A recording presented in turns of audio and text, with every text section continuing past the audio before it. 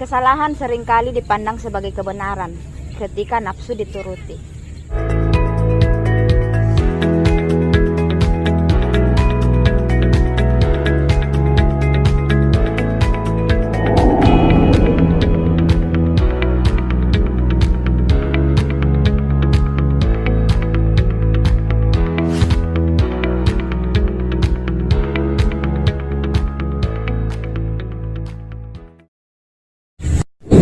Yang seringkali terlambat disadari dan kemudian membuat diri telah hancur.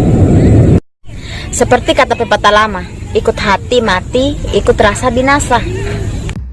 Tapi seperti kata orang bijak, tidak ada kata terlambat untuk memperbaiki diri.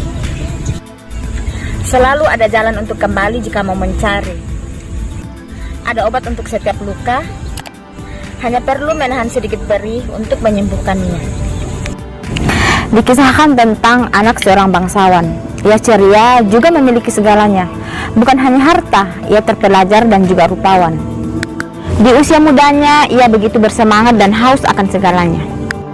Suatu ketika, putri bangsawan ingin berkelana ke suatu tempat yang jauh dari rumah untuk menemukan hal-hal baru. Ia tidak ingin hidup menopang pada orang tuanya. Ia ingin punya identitas sendiri, bekerja seperti kebanyakan orang-orang, bukan sebagai pajangan di rumah.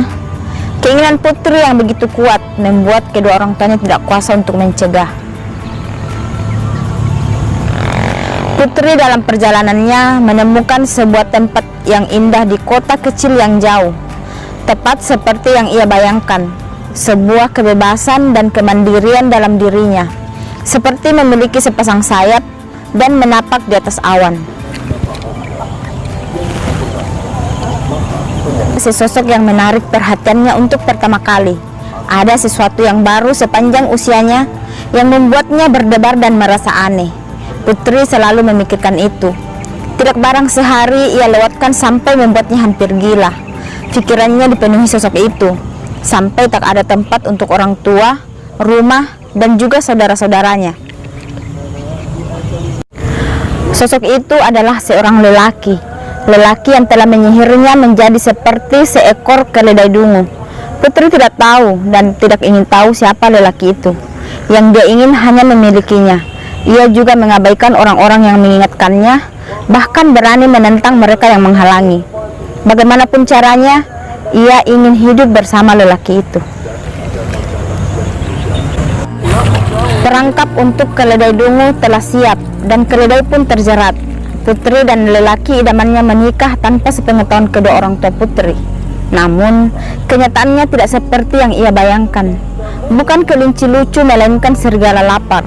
Lelaki yang telah menikahinya menyeringai, mencabik tubuhnya dan Putri terluka. Putri menjahit sendiri lukanya. Ia berdarah-darah dan meringis kesakitan. Tidak seorang pun bisa menolongnya, termasuk orang tua dan saudara. Putri merangkak mencari celah untuk membebaskan diri. Ia tertatih mencari jalan pulang. Meski harus berpeluh dan berdarah, ia ingin kembali menemukan rumah. Rumah tempat ia dilahirkan, tempat ia dibesarkan, sekaligus tempat ia mematahkan semua petuah orang tuanya.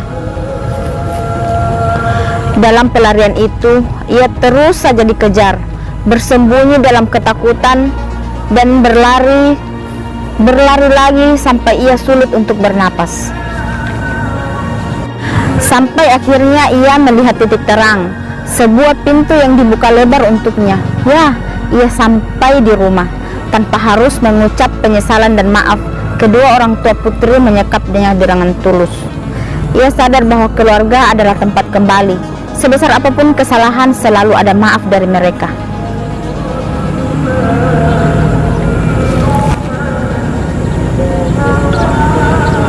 Setelah beberapa lama, ia menyadari bahwa semua orang pernah melakukan kesalahan. Tapi setiap orang juga berhak mendapat kesempatan kedua. Kemudian ia belajar memaafkan dirinya dari kesalahan dan berhenti menghukum diri sendiri. Meminta maaf pada mereka yang sudah diabaikannya, juga memaafkan lelaki menyakitinya. Dengan begitu, ia bisa hidup damai tanpa beban dan memulai lembar baru.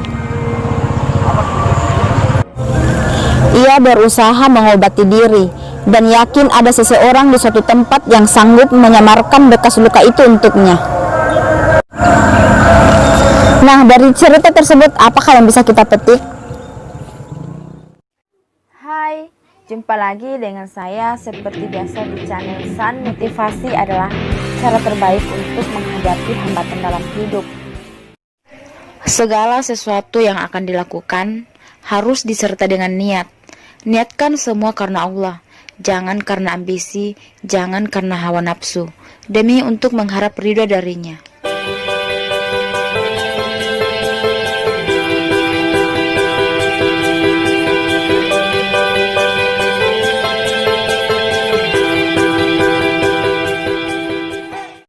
Sebaiknya pilihlah teman dalam bergaul, jangan sampai kita salah dalam pergaulan, karena teman adalah salah satu pendukung dalam kehidupan kita.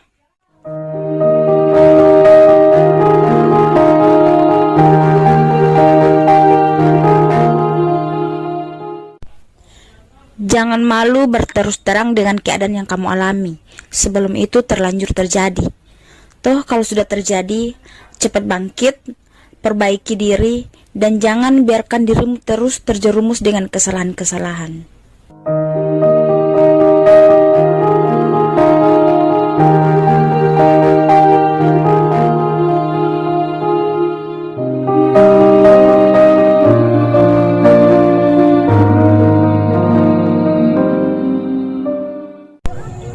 Jadi, janganlah berbuat salah, bukan jangan takut berbuat salah. Jangan juga menganggap remeh sebuah kesalahan. Jangan juga terpuruk dan menyesali sebuah kesalahan. Jadilah pribadi yang tangguh, cepat belajar dari berbagai kesalahan. Berjiwa kesatria untuk mengakui, meminta maaf dan memaafkan diri sendiri. Lalu segera introspeksi, observasi dan evaluasi. Lalu segera cari solusi ketimbang berpeluk dengan keterpurukan. Segera bangkit dan hadapi segala konsekuensinya. Percayalah bahwa ketika Allah menjatuhkanmu dari tebing, yakinlah sepenuhnya padanya, karena hanya dua hal yang bakal terjadi. Entahlah, ia akan menangkapmu atau ia akan membuatmu belajar untuk terbang. Segala yang ada dalam hidupku, ku sadari semua milikmu. Ku hanya hambamu yang berlumur dosa. Tunjukkan aku jalan lurusmu untuk menggapai surgamu. Ku hanya hambamu yang berlumur dosa.